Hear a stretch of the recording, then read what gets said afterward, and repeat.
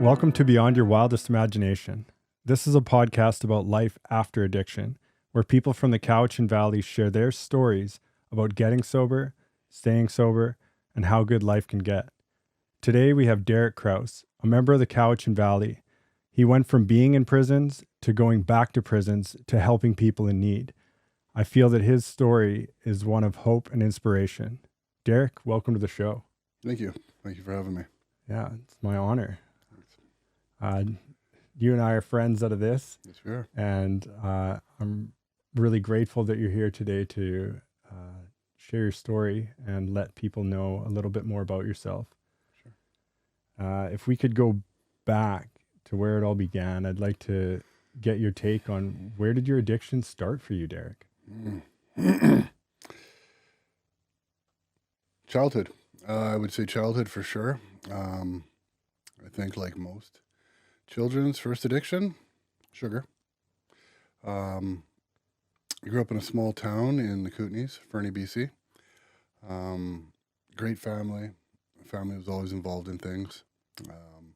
But there was something noticed about me that just really wasn't right. So I was brought to the Calgary Children's Hospital and back in early 80s, and I was diagnosed with ADHD. I was put on Ritalin at the age of 7, and in a small town like that, I think I was pretty much the first one. Unfortunately, that impacted my life. You know, word got around. There was children I wasn't allowed to hang out with. It was almost like I was outcast. But when I did get on the Ritalin, it did help. Addiction ran strong from the first time I got into sugar. I got into video games. I got into anything like that. You know, I can still remember, like I said, I had a great family. My parents were baseball coaches. And I'd be out playing the field. Like normally I was a pitcher, but some days I could not concentrate, so I'd be out in the field.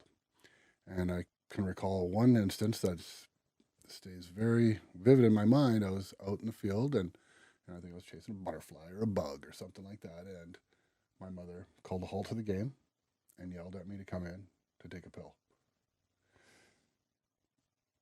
I got picked on a lot for that. You know, that's when it came out more. And I think at that point in time, I just entered high school.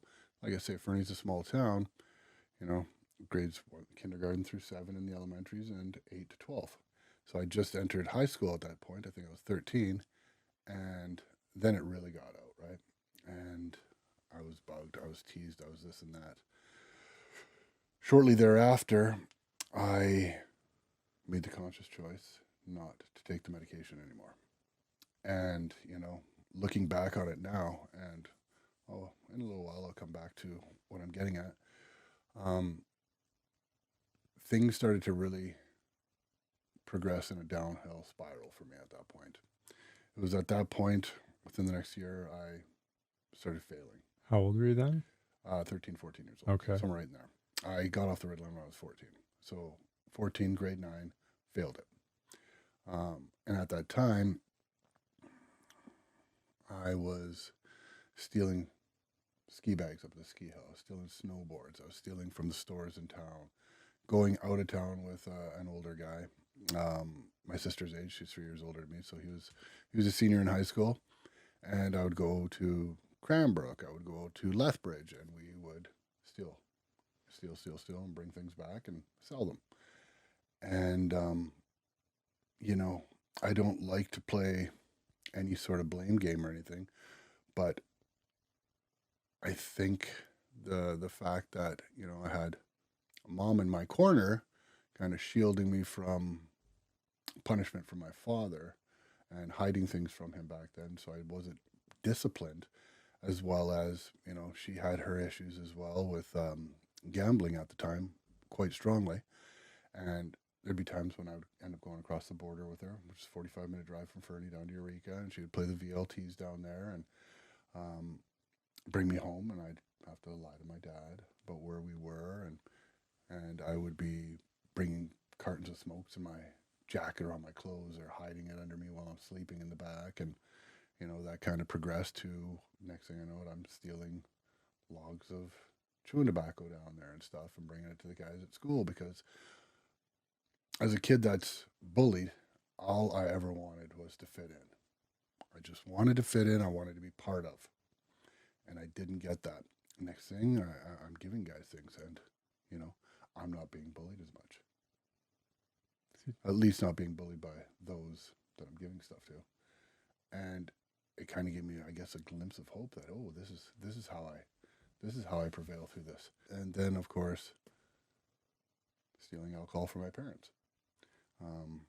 Like I said, they used to go down to the States all the time, so the beer fridge was always full of beers, and they had a ginormous liquor cabinet bar, and I would steal alcohol from them, and I would give it to others. And I didn't really enjoy the way alcohol made me felt back then until I did.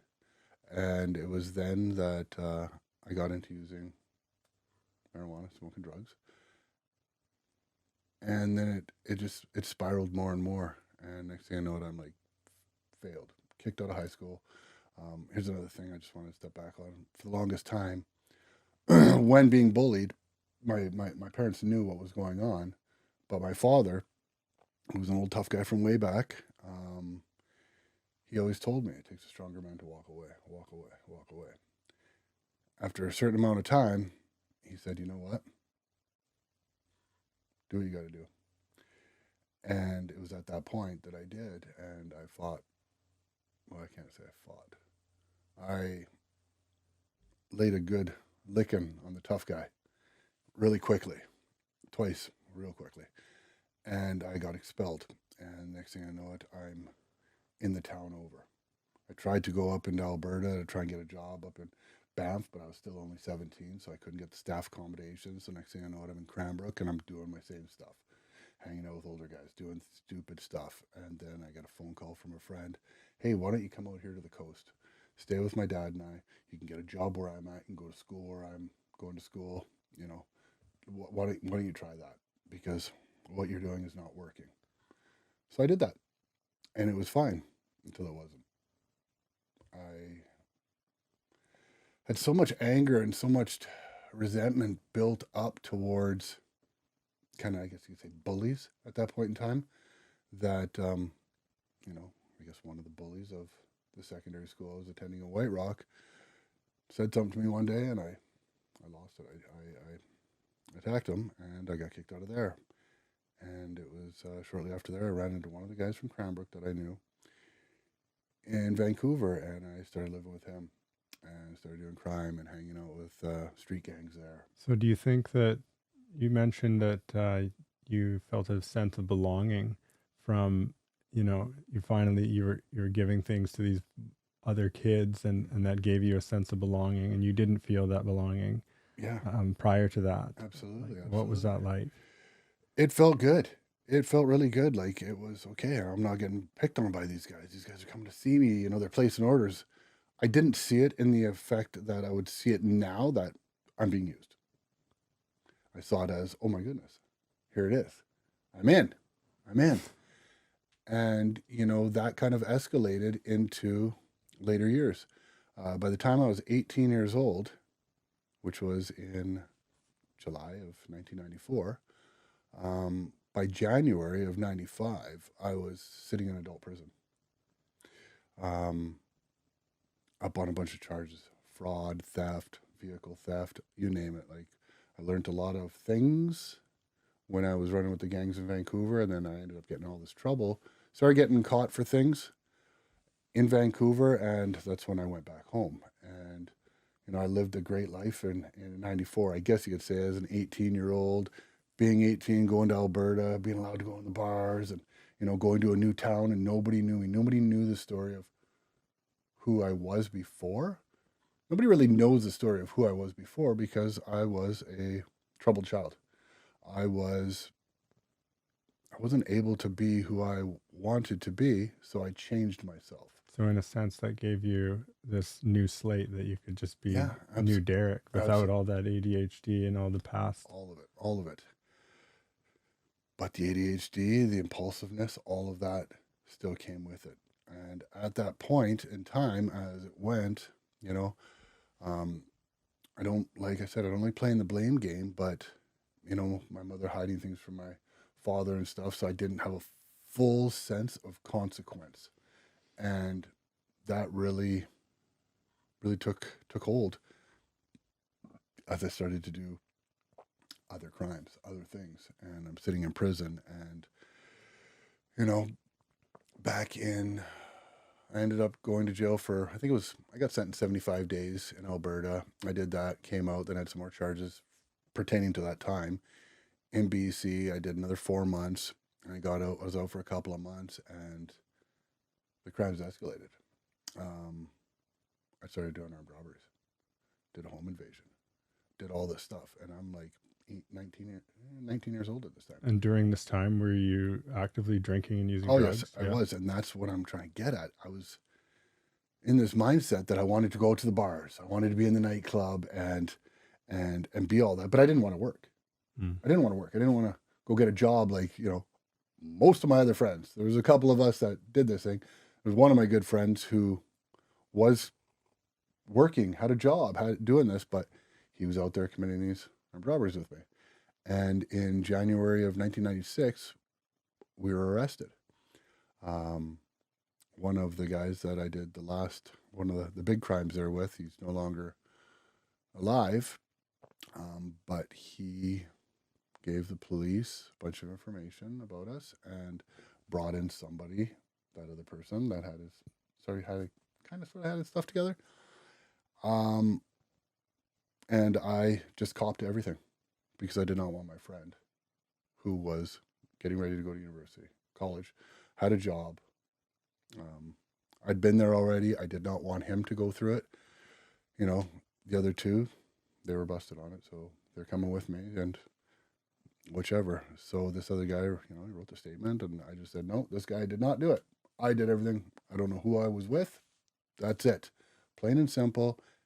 And the thing is, and I'll touch base with you on this later on, but I was looking at a lot of time. Like, I could have been looking at 20 plus years to life if they would have charged me with minimum of every charge that we could have been charged with. 19 years old. Wow. At the time, I was like, whatever. I did it. You know, so I didn't have a full grasp on consequences when doing things, the impulsiveness. But at the time when I'm looking at all that, you know, I have so many charges on my record, and I have never gone to trial.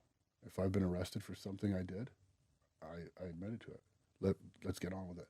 Let's not waste time. Let's just go. And, you know, it sucked. I thought I was going away for a long time. I was this 19-year-old skinny little I think at the time I was 6'5", 180 pounds, just a string bean. You know, I could hold my own and stuff, but going to the big house, it was pretty scary. Something else happened in that town at the time with somebody else that was suffering with addiction, and some very heinous crimes happened. And unfortunately, they happened, but fortunately, the investigators of our crime had to investigate that. So they offered us a deal, 2 years less today. So I stayed provincial. I didn't have to go to the big boy house. So I jumped all over it. And, you know, I at that time, you know, drugs had, I wouldn't like to say evolved, but I started using harder drugs. I started using cocaine at that time.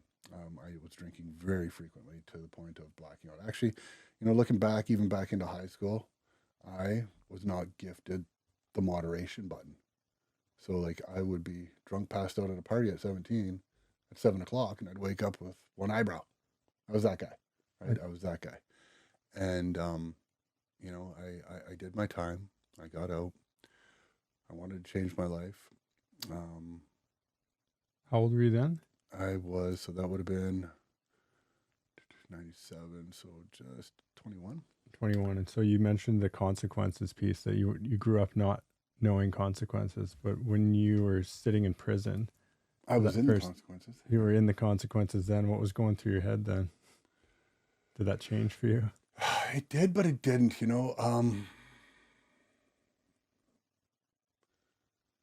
I didn't just, I learned to do my own time, so I didn't get involved in anybody's crap because I saw what happened when people did that. But I also didn't just better myself when I was in there. I hung out with older convicts. I learned different things, and I came upon the mindset that this is who I am. I'm a down for whatever guy. I do things. If consequences catch up, they catch up. It's part of it. And unfortunately, that was my mindset for quite a while after that. Even after I'd been released, and I said, I'm not doing this anymore. And I was engaged, and I was in carpentry school and all this stuff. But the addiction part had a good hold at me at that point. I was then, smoking freebase at the time. I was doing anything I could get my hands on. And looking back on it, it was, I'd say probably a bit of a coping mechanism to numb mental anguish that I had. This was during prison? No, this was after I'd been out. I managed to, I finished my parole and all that, and I managed to go a couple of years without anything in the system until I wanted to have my cake and eat it too. I wanted to live this family life. I was with an older woman. We were engaged. She had an older child. So I was playing the dad role and stuff. His father was still in active addiction. And I guess because I had not grown into an adult, let me tell you, I didn't grow into an adult for a very long time after that. But it was just too much for me. And an opportunity came for me to go back to Vancouver, and I jumped all over it.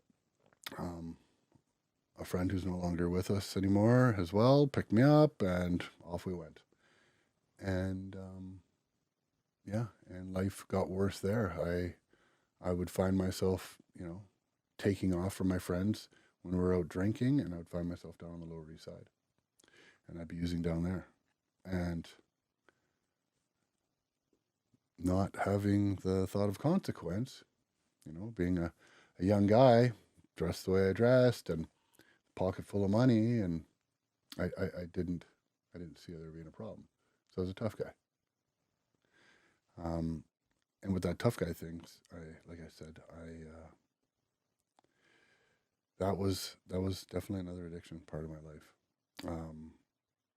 When I was doing that 2-year sentence, I got into working out, and I got pretty big. And I was, like I said, all the years of being bullied, I could take a beating. Oh, I could take a beating, but then I knew how to give one too. I trained on the bag, on this and that. And then I kind of found myself in with this other crowd because of my sheer size, my strength, my fighting skills. And that was the new thing in my mind. That was my new addiction. Okay, I got to be the biggest. I got to be the strongest. I got to be this. I got to be that. So I don't have to shoplift stuff for people anymore to fit in. Another sense of belonging. There's another sense of belonging, which is addiction. In my mind, addiction is such a crazy thing in how it presents itself to us. But as time went on, the addiction part got me good, right? Like, so I was using anabolic steroids. I was abusing them and living the life that I was living. Sometimes I'd go back into hardcore drug addiction while using steroids. And next thing I know, I'd be in prison. And with that, I ruined my body, my receptors. I could not produce testosterone anymore. Like I destroyed it with the addiction to the drugs and the back and forth. It took you a long time to grow into an adult. Mm-hmm. Let's talk about that for a minute. Like Sure. how did that unfold for you, and like hitting your lowest point to working your way into a place of recovery? Well, it took a while to grow into this adult. There was times when you could say I kind of had my life together. I can still remember back in, I guess it would have been 2006, when my dad said, I'm proud of you. And I was giving up that old life, and I was going to work on the oil rigs, and I was doing this. I was getting away from the whole life. Little did he know that I owed a bunch of money, and I was going to the oil rigs to make that money to pay people back. And, that's when I could honestly say my addiction was the worst, like the absolute worst, the darkest it had ever been. I was in a little town called Lloydminster, and right on the border of Saskatchewan, Alberta. And I think I made it like 2 weeks until my boss brought me out and we drank. And then he liked to smoke drugs as well. And next thing you know it, I'm doing security at a place, and I'm not noticing how bad things are, even when I'm passed out and I'm being woken up by a bunch of people beating on me with a baseball bat. Like, nothing broke in me, but I was a mess. I recuperated and I went right back. I didn't see, and it wasn't for a while till I was running security in there again, and I was mistaken for somebody else. And a very, very, very large human being came into this place and mistook me for somebody else. I had my arm snapped in half with a baseball bat. The baseball bat was broken over my head. And I was, this is the life I chose. So when I'm saying this right here, right now, I'm saying that for the listener that is suffering from addiction right now, thinking, this is where I'm at, this is who I am. It doesn't have to be that way. I live my life now by a very strong motto, and it's nothing changes if nothing changes. I was told in recovery a number of years ago, you only have to change one thing, everything. And that's your mindset and everything. And when my life finally got better, I had a couple federal sentences under my belt. I got a few years for attacking a cab driver, which I don't recall. Blacked out in addiction in Calgary, and a heist I pulled. And I got out of that, and I walked away, and as soon as I was done parole and I could leave the town that I was in, I didn't go do the right thing. I thought I did. I thought, I'll get out of this town, everything will be fine. No, I went back to friends from that town, but on the coast, and got involved in other stuff, and ultimately didn't work out. And that's when, like I say, when I ended up in my deepest, darkest. And that went on for about 2.5 years, to the point where, I'm sleeping on the mats at the Salvation Army in Fort McMurray in minus 30, 40 degree weather, trying to get by out there, trying to make a bit of a hustle just so I can get a hit, right? Just so I can feel better. And that went on for a bit. And that sounds like an awful lot of consequences building up. Sure there was. And then I made that conscious choice. I'm like, you know what? No. So I went to detox. I walked to this detox, and they said, well, it doesn't just work that way. You can't just walk here. And I'm like, okay, well, you have no beds? Well, we have beds that you can pay for. And I said, okay, well, then I'm just going to go to a robbery or something like that. So that's on you guys. A little bit of manipulation in there. Long story short, they allowed me in. And I chose, okay, I need to make a change. This is not good, I got a hold of my family, who had pretty much written me off at that point. My sister had already written me off from my first federal sentence, disallowed me to contact my niece and my nephew. And I just wanted to be normal. Even though in my mind, the only thing that's normal is that little setting on the washing machine. I think, what is normal, right? But I wanted to be a member of society, a contributing member of society. Well, let's talk about normal for a second. Sure. I think for our listeners out there, I'd like to bridge the gap between the things that you're talking about that you've done in active addiction, and I myself have done, and probably every addict out there has some shameful things that they've done. Sure. Can you help the listeners understand what the difference is between those things that we've done and who we actually are inside? And absolutely. I remember when I first got into recovery. And I was introduced to a 12-step program and kind of reading about the steps and had somebody kind of sort of explain it to me. And they're talking about making amends. And I'm like, there's no way I can do that. Like some of the things I've done, I can't. And that person said to me, you can make amends for everything, for starters, by not doing them anymore, by changing things, by helping others. As I work through these step work and that, and I'm looking at the things I've done, and I'm sitting there kind of harboring the notion of the guilt and the shame and such, and it came to me. It came to Derek at that point, because back in the day I was known as the Kraut. I'm not the Kraut. I'm not that guy anymore. That guy's been laid to bed. But what the Kraut did is not what Derek did. Derek is not that guy. And that goes for anybody when they're in addiction. The things we've done, that's us on drugs. That's us under the influence. That is us, a part of us, but it's not who we truly are. You know, look back to ourselves as children, the innocence, the everything like that. That's who we are. But life happens. Things happen, you know. Everybody looks at all these people on the streets right now and, you know, they shake their head, they're this and that. And it's like, hey, everybody you know is 2 wrong choices away from being that person. I think that's really important. It's also hard for some people to understand that are so far removed from drugs and alcohol. Exactly. But I'd like to dive in a little bit more on how those 2 steps, like how close are people? Because like for myself, I know when I was using that I could have been dead or multiple times, or I could have made the wrong choice and not had a place to live and been on the streets. Mm-hmm. And we are really close to that. Well, especially nowadays where most people are like literally half a paycheck away from being homeless.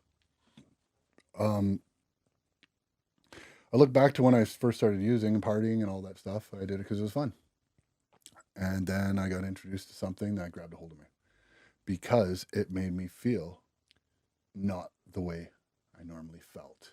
It was that escape. So anybody making that choice could make the wrong choice, and drugs they can be addicting like that, especially for somebody who doesn't have the moderation button, such as myself. They say, you know what? Anybody. They could have everything. And I've met many people that have had amazing lives, owned houses, businesses, multiple vehicles, properties, this, that, and the next thing. Couple wrong choices due to, and this is the thing, it's usually due, you know, people are like, oh, alcohol is the gateway drug, or marijuana is no, trauma is. Trauma is the gateway drug. Trauma can be looked at in many different ways by many different people, right? So something happens in their life and they make the choice to numb it rather than sit in it, deal with it, work through it, and then that numbing agent takes over their life. And next thing you know it, they're in a tent down on the Lower East Side. You know, that's what I'm saying to anyone and everyone that's like, oh, it would never happen to me. Met a lot of people that have said that. You know, I've met people that went through rough times in their life, got their life together, and they said never again. Working for the city of Vancouver, cleaning up the Lower East Side, and who do I see? Some of these people down there, a shell of themselves.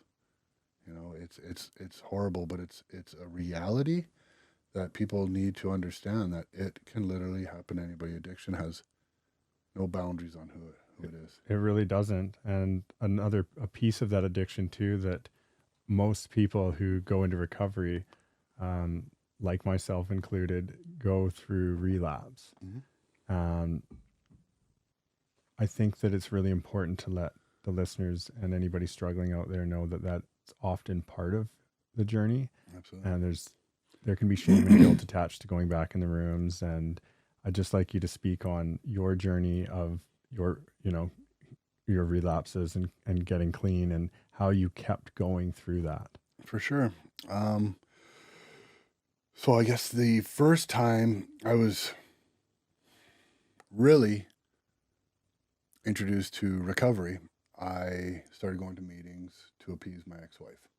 You know, I never saw the problem, even though, like, looking back on it now, it's like, wow, man, problem was there from when you were 17. Your eyebrow got shaved, bro. Like, come on.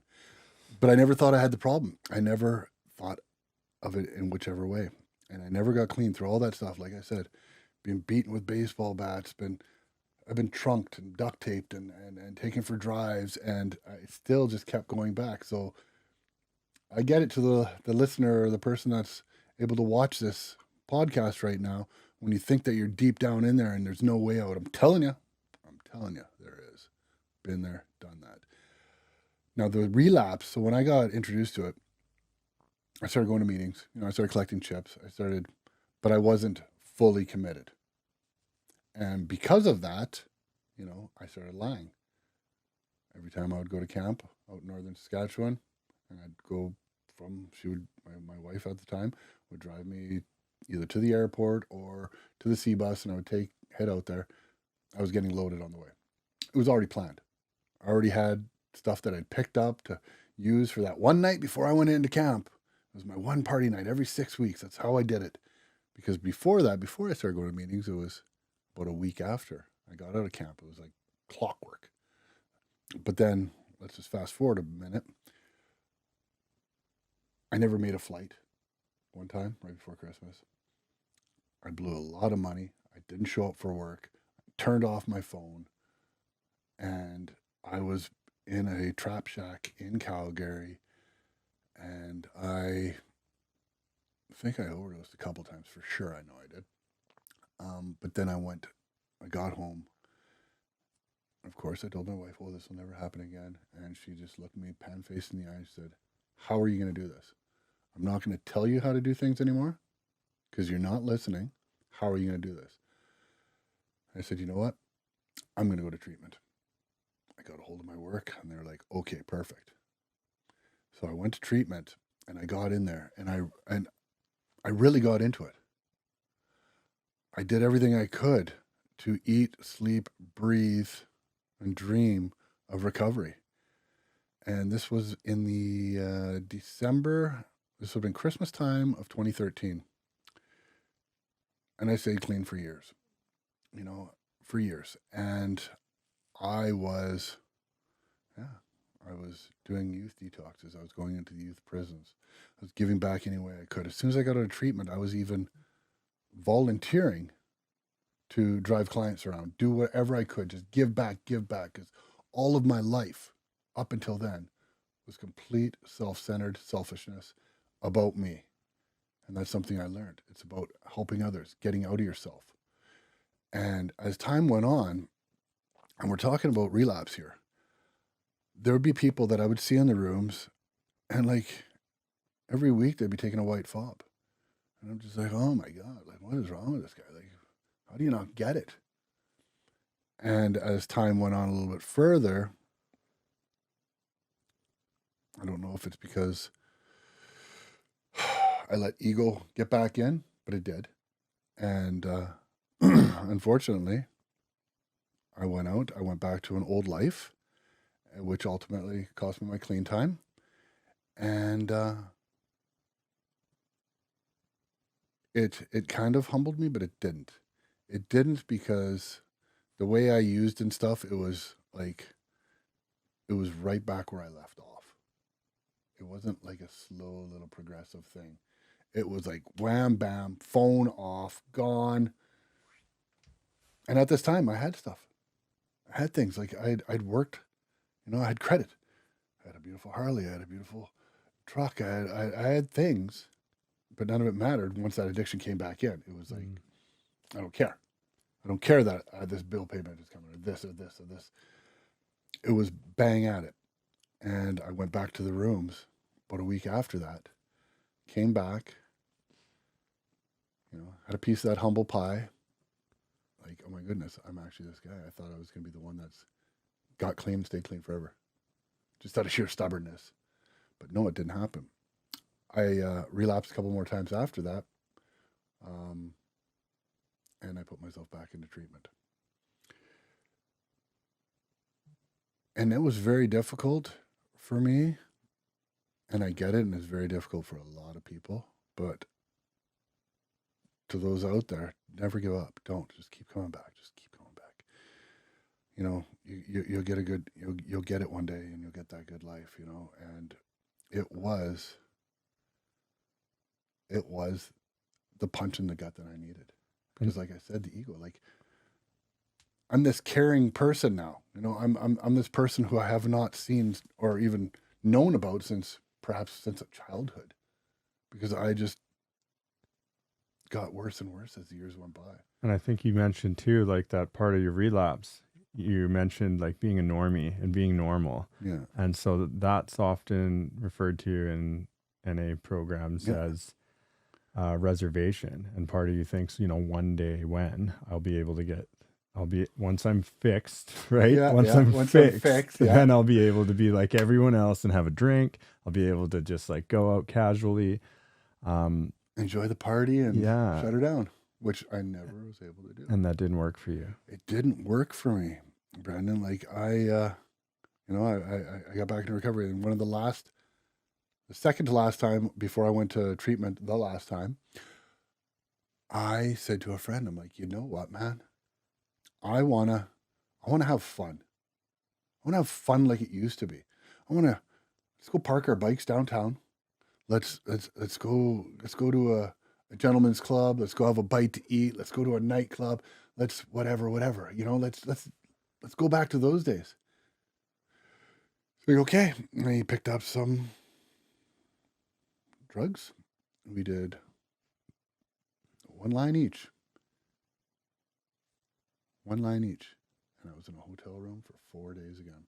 Just like that. Everything gone. All thoughts and everything. When they say you go back to where you left off, you go back to where you left off. There was no fun. There was no moderation. There was nothing. But like I said, I put myself back into treatment because I knew. And that was a part of, you know, looking back now, it's like, that was, how do I say this? You know, I felt like I wanted to be around this. I wanted to be around that. And it's like, I was completely surrounded by people that loved me in the rooms. We are brothers and sisters in there. We do what we can to help each other. So I went back to treatment. I did everything I needed to do. Unfortunately, you know, too much damage, too much trauma, too much everything. My marriage to my wife ended. And I just was plugging away, doing my thing in Vancouver. And I went on a road trip one day to go visit family. And when I came back, I realized how good it felt not to be in the city. It was just a weight off my shoulders. So that's when I decided to move out here to the Cowichan Valley. Not right at that point. You know, I had a number of years clean. COVID was happening. This was back in 2020. I got online. I didn't know where I wanted to go, but I know I didn't want to go back to my hometown. You know, a lot of my friends are still doing the same things they've always done and drank and this and that. And I wanted no part of that, but I knew I had to get out of there. And ultimately I met a woman here. I came over here. I was like, oh my goodness, this place is absolutely beautiful. And I moved here. Now, sorry, I just wanted to interrupt you. Course. Maybe we can go back a little bit first. I wanted to jump back to when your last stint in federal prison, was it? Yep. That wasn't your last time going there when you got released, though, was it? You came back in another capacity. Yes. Tell us about that. Yeah, so I got released September 2nd, 2010. I was done doing crime when I got arrested, and I was sitting in remand. My street partner at the time was murdered. And it was at that point I decided I was no longer going to do this. Fast forward a few years after being released, that's when I got welcomed into the programs, into recovery. Fast forward 2.5 years after that, I went back to Matsui, which is a federal institution in Abbotsford, where I was released as a volunteer through a 12-step program. Like I said, I'd gone into youth prisons at that time, done detox panels, done a whole bunch of things, giving back. But going in there was a different story. I remember when I first got in and went through the induction area and came what's called the breezeway out there. And that steel door and the way they lock and the way it closed behind me. I shaved my head. I whatever little follicles were there, they tried to stand up as if I had hair on the body. Like, it was like, wow. And I'm looking down this breezeway and I'm like, oh my goodness, this really happened. And my friend that's, running, he's the liaison for that program in there. He's like, you okay, bro? You okay? I'm like, yeah, this is wow.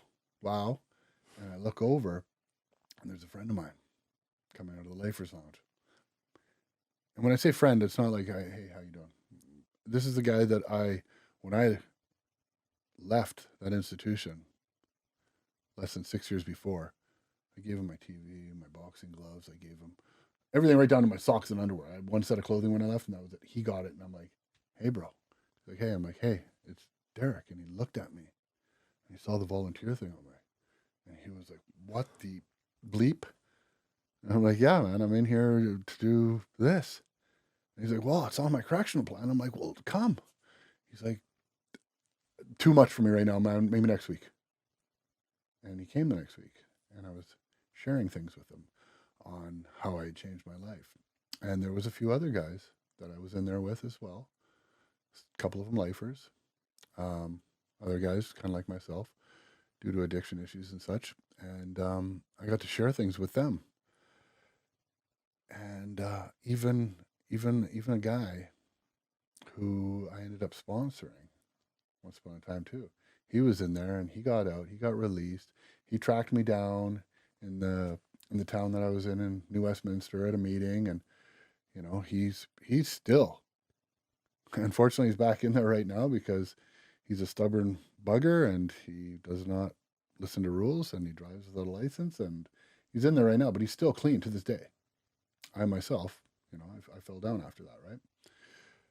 But going back into that capacity and being able to share with fellow convicts, I'm an ex-convict now, but fellow cons, and letting them know, because, and I just want to make this one point, this part clear too, like, aside from those in addiction that suffer from like severe mental illness, if they have FAS and stuff like that, like, it's very, very, very, very, very difficult for them to get clean and stay clean. For women, women that are selling themselves, living on the street, that is the hardest person to get clean and stay clean. And for men, it is convicts that are deep in addiction, that have this con code, F the government, F the police, all that sort of stuff, that mentality, that institutionalized, a person will never get clean and stay clean with that mentality, or they'll never at least stay away from that life. It's dang near impossible. So now I'm in there and I'm sharing how to do this with these guys, and I'm trying to get this into their head. Very difficult to get it into their head because you're in there. You need to live by this con code. They're still living by it. Yeah, right. And in a bit, maybe I'll get on to how I dealt with something later on. But getting in there, like the utmost gratitude that I had for recovery, for myself to be able to go in there and talk to these guys, to share my story of how I did it, because they know my story of who I was, because we are we, and some of the people getting out and cleaning up. I think that's really important. I think that by you going back and sharing your story, and like you're sharing your story today, that has such a huge impact. You've had that lived experience. And I imagine throughout your recovery and your journey in life in these later days, you've probably helped a lot of people. Is there anyone in particular or a few people that you'd like to talk about that you've had a direct impact on? Yeah, there's definitely a couple for sure. I think back to going into the youth detox and there being this young buck in there, and I could see things in him that resembled a young me. And I remember sharing my story with him.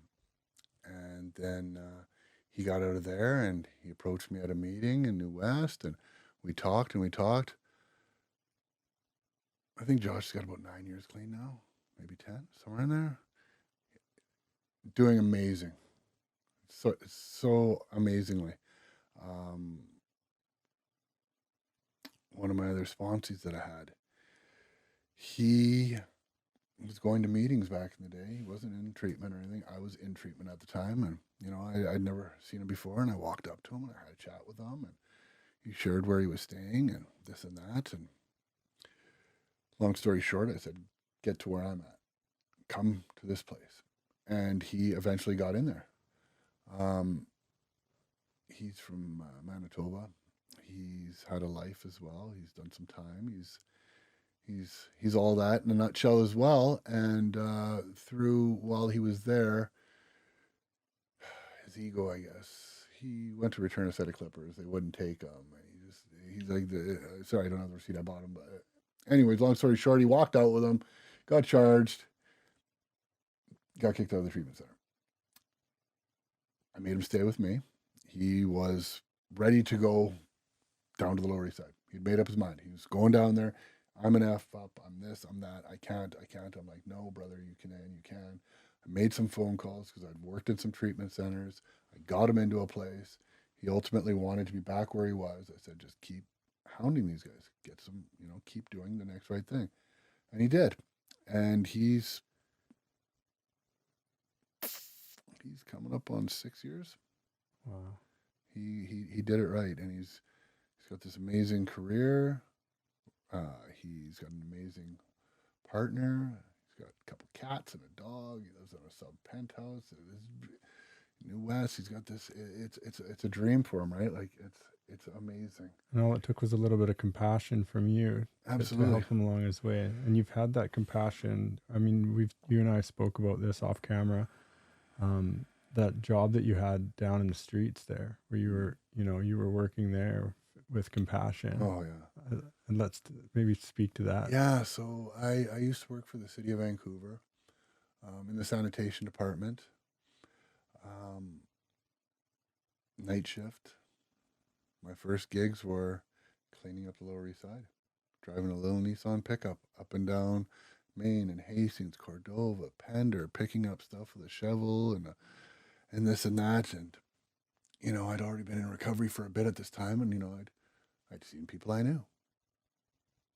I suggested they came back. I showed empathy and compassion.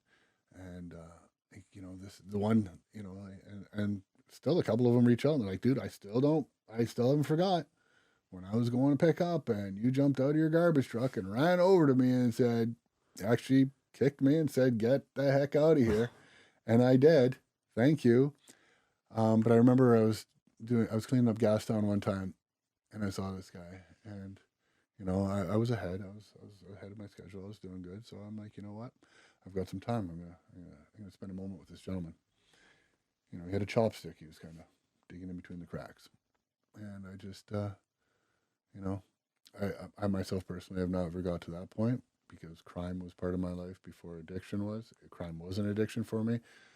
I needed something. I did something to get it, but it resonated with me, and I held some space for him, and I asked him, I said, I know the struggle's real, brother, like this, that, and I let him share a bit of his story with me.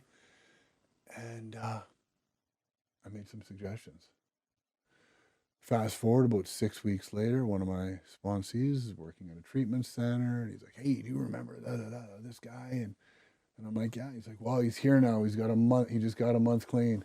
And he says it's because of you, brother. Oh. And I was just like, oh my God. And I welled up and, I kind of get a little bit choked up now, which is very different from the person I used to be. I had two emotions. Like I was choked or not quite as choked. Like that was it. Like that was my life for a long time. And getting in recovery and discovering who I am and giving back, these emotions started coming out. The love, the empathy, the compassion, the love for myself. And that was the big thing. Like we can try to love everyone we want to love, but if we don't love ourselves, it's only going to go so far, right? And it's going to come back and perhaps bite you in the butt. And you know, I owe that to the life in recovery that I lived. I still live in recovery, just in a different capacity now, right? When you no longer live in Vancouver, No. with that type of compassion, and you have made yourself over here, made your way over here, how do you live every day with that same compassion and love for yourself? What Well, does that look for the like? first while, like when I first got here, I worked at a treatment center here as well, and you know, doing 12-step program, I became a liaison for 12-step fellowship into a prison here as well. So I was giving back to that, you know, talking to the guys in there until, you know, I took a job that I wasn't able to do that position anymore. How I do that now is, and I just want to throw one thing out there because I find this very important, because this was said to me back in the day, and I get it in a different way now, that you can't change your people, place, or playpens in order to get clean. Now, true, but not true. You can't just move away or hang out with different people if you haven't worked on yourself, if you haven't got to the root cause of why you are the way you are and why you use and why you need to, you know, put the stuff in your body to make yourself feel different. Now, addiction, like I say, drugs, alcohol, food, sex, porn, whatever it is, people escape, right? Now, when I say the people, places, and things, you know, me living in Vancouver, and I'll touch base with you on this in a bit because of, you know, a couple months ago. There's no way, shape, or form I could live. This doesn't go for could live in Vancouver without being in recovery deep as I was. I need to go to meetings all the time. I need to be doing panels. I need all that. You know, I moved over here. This is my own experience. Let that be known. I moved over here. I was doing all of that. And then I wasn't. I found this life. It's so peaceful here. There's no hustle and bustle. There's no keeping up with the Joneses. There's no feeling of inadequacy, you know? Like, I remember when I was driving around Vancouver after I got out of treatment last time, and I was driving this 2001 Ford Focus, bright red station wagon, and I felt so little. Why? I don't know. Looking back on it now, it's like, why? It got me from point A to point B. Carried my goods. I carry more than that, and I could on my Harley. $1,200 car, $40,000 bike. You know, I'm warm in the winter, but there was that, and like I'm over here, and you know, I see that same vehicle all the time. I see all these little buckets, and it doesn't matter because there's that element of being in the city. This is for myself. This is my experience. Okay, and over here, it's just different. It's different. I have an amazing partner. You know, we're 2 months away from having a child. I'm 48 years old. I've always wanted children, but I've known I was in no position to be a parent. Gang life, prison, drug addiction. Oh, let's go see daddy. Oh, visiting day Sunday. No thanks. Nope, not for me. Now I'm where I'm at, and I'm so excited. And it was, let me tell you, it was work to get where we're at. Now I'm over here, and I'm sorry I came off topic a little bit, but this is where I hold this compassion, is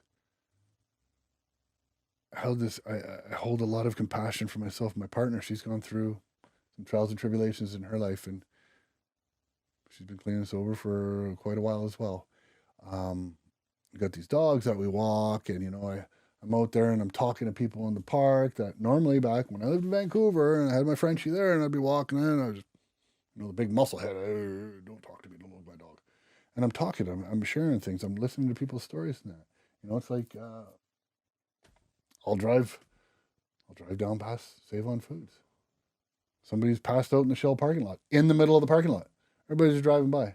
No, that is not why we're here, people. Yeah, I get it. It's a nuisance to some and that, but you guys don't have the understanding That could be your kid in a few years.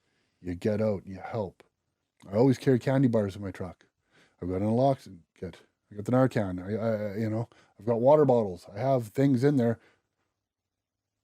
I'm not going to step over people. People step over people, and next thing you know, if you would have maybe helped, they'd be alive.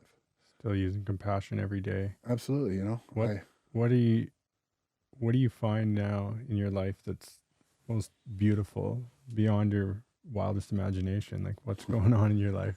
Well, like I said, I have a child. I'm going to be a parent. Something that I've wanted for a long time. I had that chance when I was younger with my ex-wife and her son, who's 35 now. When I walked in, he had just turned 9.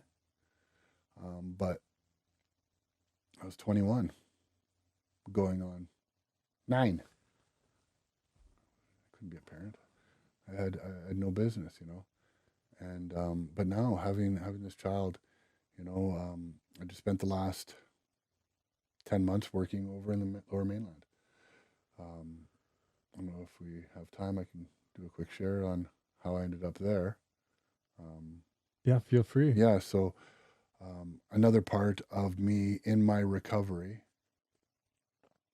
some look at it in a much different way than I do. In fact, when I first got together with my partner, she went and did a plant-based medicine psychedelic therapy. And I remember sharing that with a couple of people in my sport group, and they're like, walk away, run, get away, you're going to get loaded. You're going to get loaded, go. I didn't. I really like this woman. I eventually moved over here.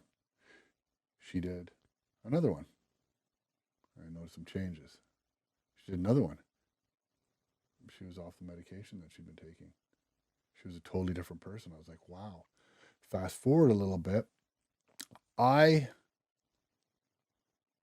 In recovery, throughout all those years, doing everything I did, living my life with compassion, empathy, kindness, love, I always had this dark shadow with me.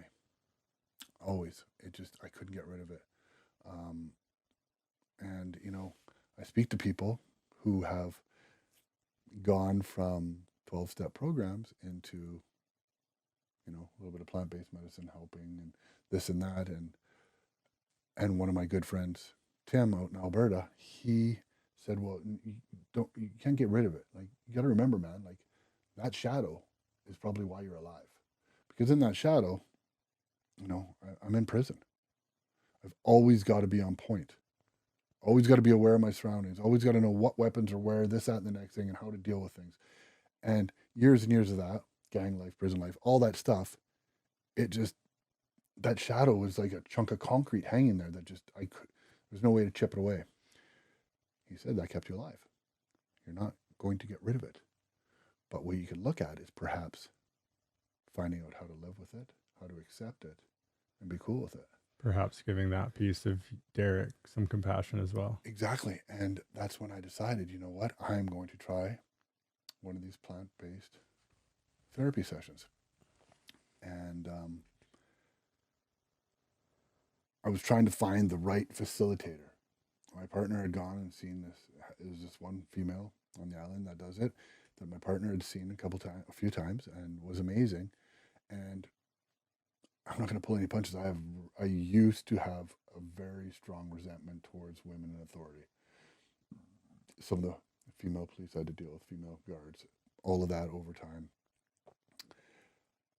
And I had mentioned that to my friend, and he's like, that's why you're going to go do it with her. So I did. And, I did this ceremony. And, a lot of people, oh, yeah, you just got loaded. No, I did it to benefit myself. There was no party involved. There was nothing like that. And as I look back on it, and as, the days turned into a couple weeks after it, and I guess you could say unpacked some of the thoughts and the feelings that I had around this, I was in this dome, and I kept looking out the window, and I looked back, and it was like, I remember myself being in my prison cells for all those years, looking out the window, looking over the fence, over through the razor wire, and being like, when I'm out there, I'm going to be out there. Enough of this. I didn't know how to get there, but that's what the medicine brought back to me. And as I unpacked, I discovered that's what it was telling me to do, is to get out there, to do things. I started doing cold dips. I started doing breathing exercises, going on hikes. When I did that, on my days off, I didn't find myself in front of the TV watching violence. I wasn't able to feed that shadow, the violence, and bring back things in my life. And it helped. And things changed. And then I did another ceremony after that when I knew it was actually real, because because of all the steroids back in the day, I've been on testosterone replacement therapy since I was 40. My body doesn't produce it. Completely lethargic. Off of it, I have the testosterone levels of a 7-year-old. A not healthy 7-year-old. So in order to have a child of my own, I had to come off of that, take other medicine so that my body started producing sperm again. And once it did, and we had embryos and everything was good, and thinking about IVF, I was like, okay, well, since I've been on this island, yeah, I love being here and that, but it's been very difficult. It's been very difficult. Like, I get paid a lot less here than I would over there. Jobs you don't fall into. So I did a ceremony, and I did something I said I would never do. After working in the diamond drills for years, being gone half to 3/4 of the year, I took a job on the mainland. And I did that because I knew I could, until I couldn't. Rewind a minute, I said, I could not be in Vancouver and live and be in Vancouver without eating, sleeping, and dreaming recovery. I tried. And I think there was a bit of an experiment as well, wondering because, at this time, now all of a sudden, back in March, the embryo transplant took. Now I'm having a child. Okay. And then all of a sudden, oh my goodness, I used to be an addict. I used to be this and that. How's this going to work? And I made the conscious choice to try to have a couple beers here and there. And I could. I got drunk, and I never thought about drugs. And I was like, oh my goodness. Did the ceremonies rewire me to becoming a normie? I was smoking weed, and, I gave up my clean date. But in that sense, I don't look at it in that sense that that's my clean date. That's how much clean time. It's like, I've got so many years clean. I've done so much good. I'm not basing everything on a fob or a chip. Eventually, later on down the road, I ended up picking up some hard drugs. And I used them. But I didn't finish them. I flushed them. I went to bed. And I'm like, oh my God. I remember friends doing this back in the day, being able to put stuff away and, we'll hold it till next weekend. I'm like, how do you do that? Once I start, I don't stop until I'm completely broke, sleep deprivation, passed out, or in prison. That's how it was. And now it has changed. And to be honest, that scared the crap out of me even more. I shut it down. Completely clean and sober right now as well, again. Am I going into the rooms? No, I'm not. I live in a different way now. I give back in any way. I have this simple life. There's nothing, no triggers, nothing to make me want to use. I'm not solitude like in the Airbnb or the hotel over on the mainland and being stuck there and I'm a creature of routine. I walk my dogs, I do my cold dips, I do my breath work, I do stuff like that. I hike with my partner, and life is great. Well, I think it's really important that you shared that story, and thank you for being so open and vulnerable. Yeah. That part is really important for the listeners out there, especially anybody who's struggling and they're going through revolving doors. I've had friends, they, 20 years clean, they go back out, and it can happen to anyone. Yeah. And so by you sharing that, it shows that, I like what you said too, it's not lost. It's not lost. You're not starting again. And so anybody out there listening, you're not starting again. You build on what you've learned, and it's just a mistake. Everybody makes mistakes. Exactly. And I remember when I came back after having multiple years of clean time, and then going into meetings and, sharing and, talking bad about myself and my decisions, and, the older wise people that been around for a minute, like, don't be hard on yourself. Learn something from this, whatever it was. Like, everything is a learning step. There's curves thrown at us, and it's how we take them. And, like, to anybody listening, just keep doing what you got to do. Keep doing the next right thing. Be honest. Like, that's one of the biggest things, is being honest in every aspect. Like, it's very difficult to love yourself if you're not being honest, if you're not being kind. If you don't love yourself, how are you going to stay clean? That takes me back to my first time in treatment. Like, I think I was maybe 5 weeks clean or something. And there was a counselor at this place, and he had this old school Land Cruiser, but it was beautiful. And I'm like, hey, you ever want to sell that? He's like, and he just looked at me. He's like, at the time, I'm a 280-pound, jacked up monkey, mean. And he just looked at me. He's like, I'll do you one better. And I'm like, what's that? He's like, I'll give you that. I will give you this Land Cruiser on one condition. And he's like, what? Well, we got to go on a field trip. I'm like, oh, where? He's like, you and me, go for a walk downtown. We'll walk up and down the back alleys, Lower East Side. And if you can find me, point out one person behind one of those dumpsters doing their thing that loves themselves, I'll give you this.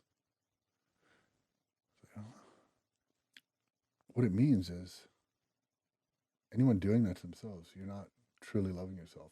Once you love yourself and truly love yourself, love the person you are, you're not going to harm yourself in those ways. You're not going to harm those that care about you.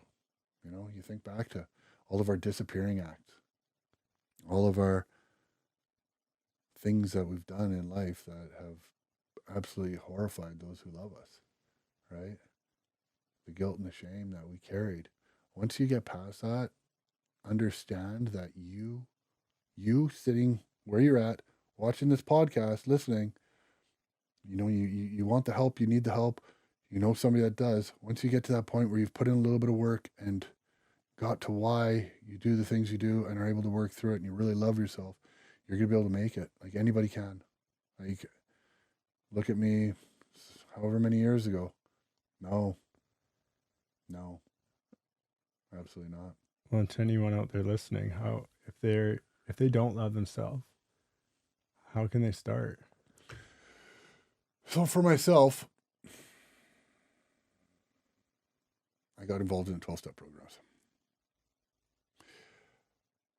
I started working steps, right? And like thoroughly working on steps, figuring out why Derek is the way Derek is. It takes work. It's difficult bringing back some of these memories, rekindling old trauma and working through it. But once you really look at all of it, and you look at the trauma that we suffer, whether it's, childhood trauma of, somebody doing something to you, or, the traumas of the life you've lived and in addiction and the things you've done, once you realize that, childhood trauma, not your fault.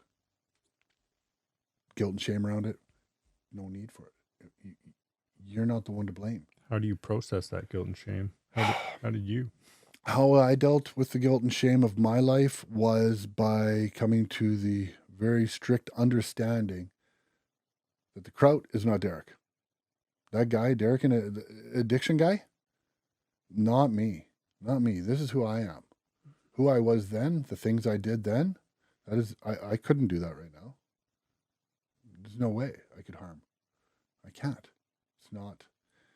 It's not who I am. And once we work through these things and we put pen to paper and we share it with somebody else, then we start to be able to forgive ourselves. You know, like when you get to step 9 and you're making these amends to all these people and harms you've done, the biggest one is the amends to ourselves for the things we've done to ourselves. And once we truly forgive ourselves for the things we did, that's when that other layer of the onion comes off. And that big problem, that big onion, gets a little smaller. And as it goes smaller, smaller, and smaller, things look different. You understand things different. And the guilt and the shame goes away. A little bit at a time, yeah. A little bit at a time. Derek, as we start to wrap things up here, I did have one question. What's that? Just tell me a little bit about what's on your coffee cup there. On the coffee cup, a sticker of my friend Mad Mitt.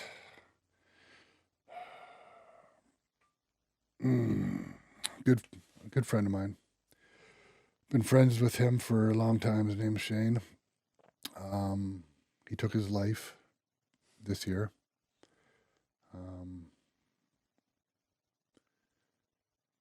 Shane and I lived a life, different life than we do now. He himself was part of what he was part of longer than me. I've been kicked out a couple of times because, you know, I was a user. But the thing is, when he eventually walked away, and this is my thoughts on it. You know, I don't know the deep roots. Him and I chatted. We chatted up till I think a couple of months before he took his life. He went and took a normal life, moved back to our hometown. You know, and this is where I say people need to work on themselves. You can't just stay inside our heads. You need to talk to people. Please talk to somebody. You go from a life of never looking at a price tag. You look at a life of, as it's called, that good life, or whatever. And he went back to the normal life, working 9 to 5, paying mortgage, or all that sort of stuff. Normal person job. You know, it takes a toll. He got into addiction in a different way. Like I'd partied with him multiple times, and he's like, "Hey, shut down time. It's over, done, shutting her down." Unfortunately, it got to a point that he wasn't able to.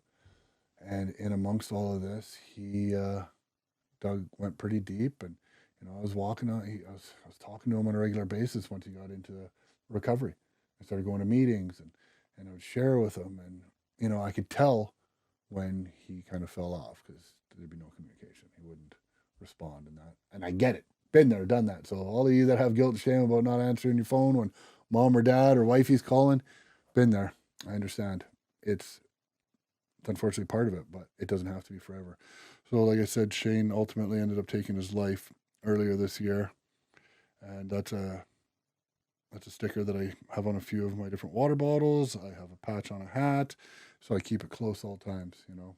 I was going to wear a shirt for another friend that unfortunately fell, but wasn't able to get the disclosure thing. And it was my good friend Jared who lost his life a number of years ago as well. Yeah, it's unfortunate, you know, like so many families have lost people, you know, since I've been in recovery. Like the way you and I know each other, and we know each other for a couple of years now, but to the basis of how we know each other, I've lost probably about 100 people since being in recovery, you know, good people with like a week clean to 28 years clean back into addiction. Don't ever get complacent, people, you know, talk. That's the biggest thing. It's the sharing how we feel, right? We're not all rock solid. Like I know some hardcore gangsters that have fallen due to addiction that are these strong, tough guys, but you can't share. You can't just sit there and talk to a person about your true feelings and whatever. And you know, like I look back at a time in my life when I went back to that, when I was in recovery, and I wanted to be part of, and it was like, what am I doing? Why am I walking away from recovery? I am part of it. I'm in it. And, like that's why I always wear this, which is the serenity prayer. God grant me the serenity to accept the things I cannot change. People, place, or things. I can change the way I feel and my actions and reactions. And that's the wisdom to know the difference on it, right? And I say it all the time. Like I'm not in the 12-step fellowship anymore to that capacity, but I still wear this close to my heart.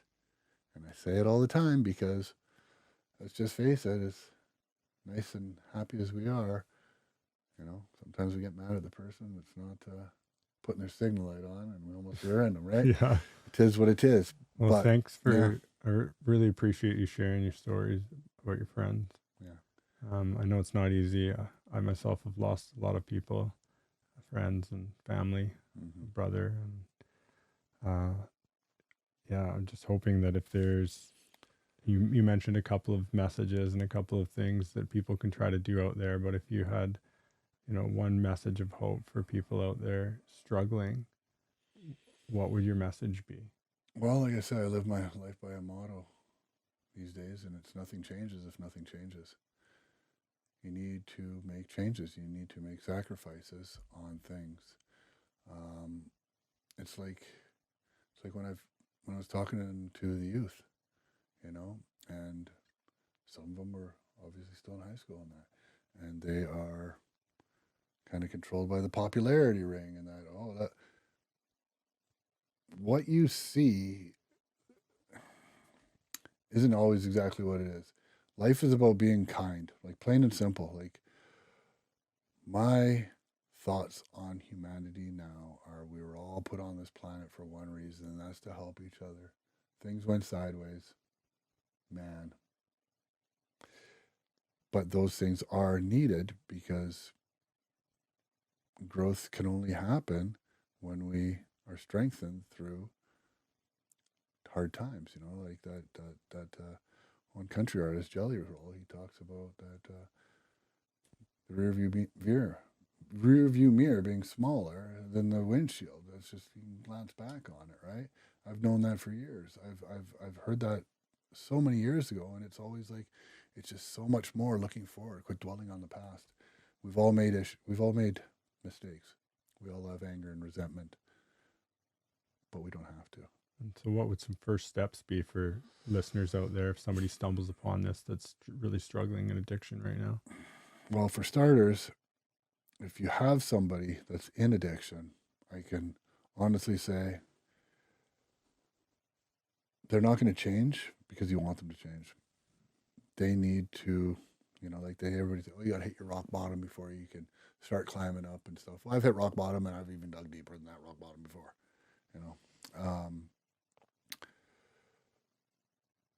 Forgive yourself. Get into a program. Like I was part of the 12-step fellowship for a long time. And, some people will be for the rest of their lives. Some people need to go to 5-6 meetings a week. They need to be in a set of steps for the rest of their life. Some don't. It was a great foundation for me. Don't feel bad about going and doing it. Don't have an issue with, my name's Derek, I'm an addict, or I'm Derek and I'm an alcoholic. Who cares? Do you want to get better, or do you want this little bit of whatever? Most people are very, very happy with people when they hear that they've taken 2, 3, 4, 5, 6 months of their life to go rebuild themselves, to get out of the mess that they were in, to work on themselves and become a better human being for themselves, for their family, for their kids. That makes you stronger. That makes you a better person. Don't look down on yourself for it. Check it out. It helps. It's helped millions of people. Just give it a try. Give it a try. It's a powerful Just message. keep going. Keep going. If you fall down, get back up and go. Get back up and go. And whatever you're feeling,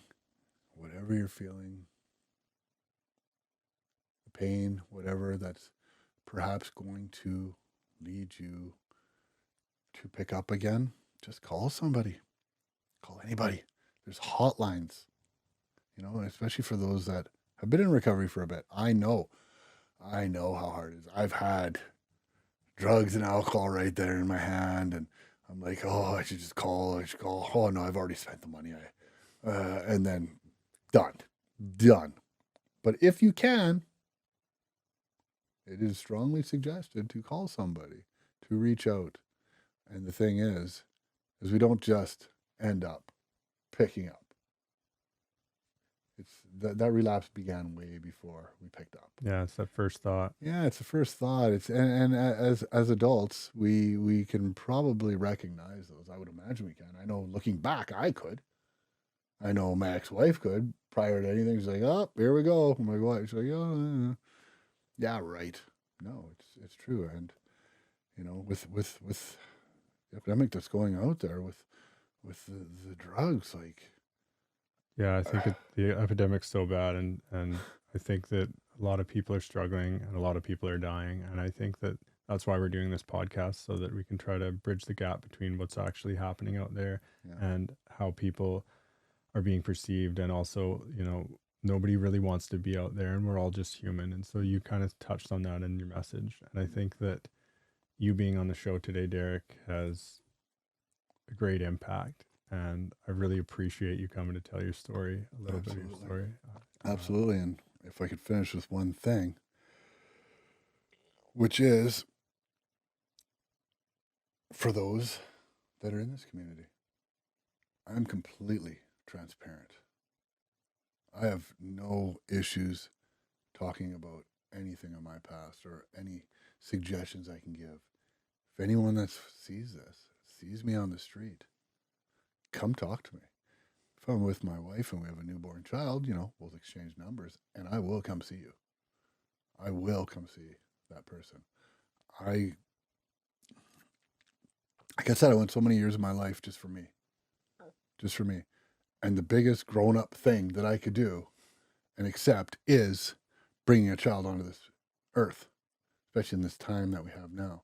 But with the plethora of information and knowledge and mistakes that I've done, I think I could raise an amazing child. And come talk to me. I'm here. Thanks, Derek. I really appreciate it. Thanks again. No problem. Take care, brother. Thank you, Ryan.